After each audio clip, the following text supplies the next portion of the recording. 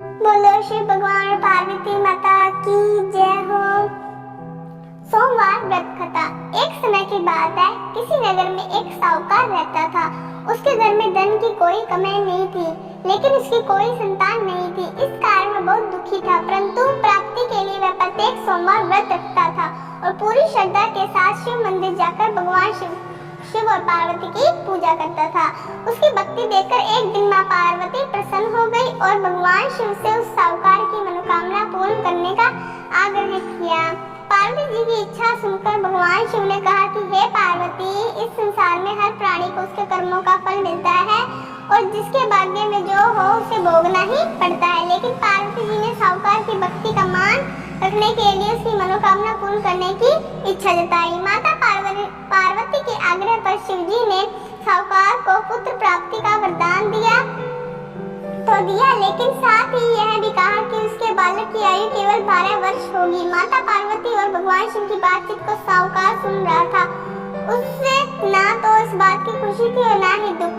वह पहले की भांति शिव जी की पूजा करता रहा। कुछ समय के बाद साहूकार के घर एक पुत्र का जन्म हुआ। जब वह बालक 11 वर्ष का हुआ तो उसे पढ़ने के लिए काशी भेज दिया गया। साहूकार ने पुत्र के मामा को बुलाकर उसे सारा धन दिया और कहा कि तुम इस बालक को काशी विद्या प्राप्ति के लिए ले जाओ और मार्ग में यज्ञ कराना। जहाँ भी यज्ञ कराओ वहाँ ब्राह्मणों को भोजन कराते और दक्षिणा देते हुए जाना।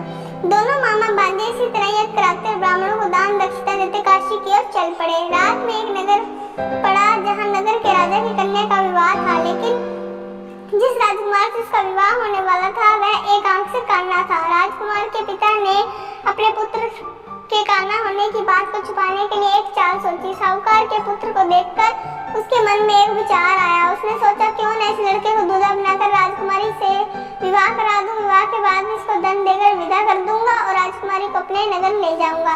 लड़के को दूल्हे के वस्त्र पहनाकर राजकुमारी से विवाह करा दिया गया, लेकिन साहूकार का पुत्र ईमानदार था। उसे यह बात न्याय संगत नहीं लगी।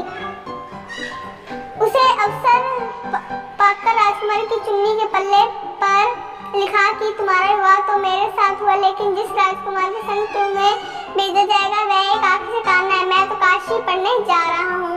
जब राजकुमारी चुन्नी पर लिखी बातें पढ़ी तो उसने अपने माता पिता को यह बात बताई।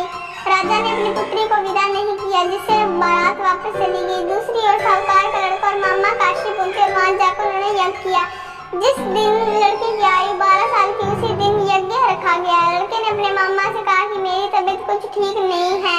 मामा ने कहा कि तुम अंदर जाकर सो जाओ। शिवजी के वरदान अनुसार कुछ ही देर में उस बालक के प्राण निकल गए। मृत भांजे को देखकर उसके मामा ने विलाप शुरू किया। संयोगवश उस समय शिवजी और पार्वती उधर से जा रहे थे। पार्वती ने भगवान से कहा, स्वामी मुझे इसके रोने के स्वर सहन नहीं हो पा रहा है, आप इस व्यक्ति के कष्ट को अवश्य दूर करें। जब शिवजी मृत बालक के समीप हुए तो उन्होंने बोले कि यह उसी साहूकार का पुत्र है जिसे मैंने 12 वर्ष की आयु का वरदान दिया। अब इसकी आयु पूरी हो चुकी है, लेकिन मृत भाव से विभोर माता पार्वती ने कहा कि हे महादेव, आप इस बालक को और आयु देने की कृपा करें, अन्यथा इसके वियोग में इसके माता पिता की तड़प तड़प कर मर जाएंगे। माता पिता के आग्रह पर भगवान शिव ने उस लड़के को जीवित होने का वरदान दिया। शिव जी की कृपा से वह लड़का जीवित हो गया। शिक्षा समाप्त करके लड़का मामा के साथ अपने नगर की ओर चल दिया। दोनों चलते उसी नगर में पहुंचे जहाँ उसका विवाह हुआ था। उस नगर में उन्होंने यज्ञ का आयोजन किया। उस लड़के के ससुर ने उसे पहचान लिया और महल में ले जाकर उसकी खातिरदारी की और अपनी पुत्री को विदा किया। इधर साहूकार और उसकी पत्नी भूखे प्यासे रहकर बेटे की प्रतीक्षा कर रहे थे। उन्होंने प्रण रखा था कि यदि उन्हें बेटे की मृत्यु का समाचार मिला तो वह भी प्राण त्याग देंगे, परंतु अपने बेटे के जीवित होने समाचार पाकर वह बेहद प्रसन्न हुए। उसी रात भगवान शिव ने व्यापारी के स्वप्न में आकर कहा, हे श्रेष्ठी, मैंने तेरे सोमवार के व्रत करने और व्रत कथा सुनने से प्रसन्न होकर तेरे पुत्र को लंबी आयु प्रदान की है। इसी प्रकार जो कोई सोमवार व्रत करता है, ये कथा सुनता है और पढ़ता है, उसके सभी दुख दूर होते हैं और समस्त मनोकामनाएं पूर्ण होती है।